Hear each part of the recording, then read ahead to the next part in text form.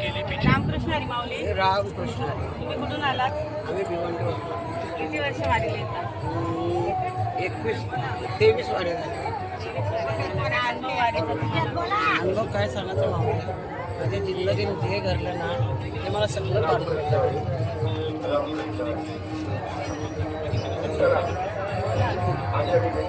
गेला ना अजून. तुम्ही इथं वारीला आलात, मला आनंद येतो. आनंद म्हणजे काय, घरात मी गादीवर झोपणारी बाई, तर दगड व्यवस्थित झोपणारी बाई, तर दगडात झोपलो तरी मला आरामचे झोप.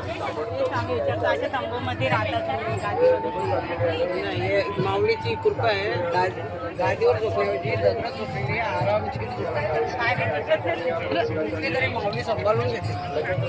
मला माऊलीची कृपा आहे माझ्या. रामकृष्ण.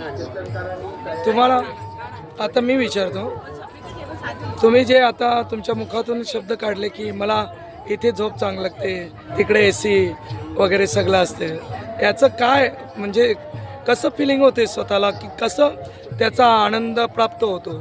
माऊली कृपा करते. माऊली मला गोळी पण 15 दिवस चालले तरी मला गोळीचं पण अनुभव देत नाही. माझे पाय दुखत नाही, मी बाम लावत नाही, मी कायच करत नाही. माझ्या पाठीशी माझी माऊली उभी आहे.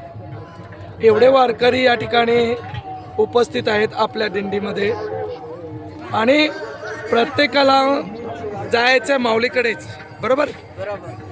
तर मग याचा प्रत्येकाच्या मनात काय निर्माण होते की म्हणजे काय? माझी तर अशी इच्छा आहे, मी असा मनापासून केला होता का यावरती वारीला जाणार नाही, पण माऊली मला घरात राहून देत नाही. कारण माझा भाग पेरणी केले. मला असं वाटलं होतं का मी आवडी करू का पंढरपूर जाऊ, पण मी केला आवडी मी आल्यानंतर करेन, पण मी पंढरपूरला माऊलीच्या बरोबर चालू. धन्यवाद माऊली, तुम्ही चांगल्यापैकी वारी तुमची प्रसन्न सहित, स्वतःचं आरोग्य सहित आणि चांगली घडो हीच ईश्वर चरणी प्रार्थना, माऊलीकडे प्रार्थना. रामकृष्ण हरी.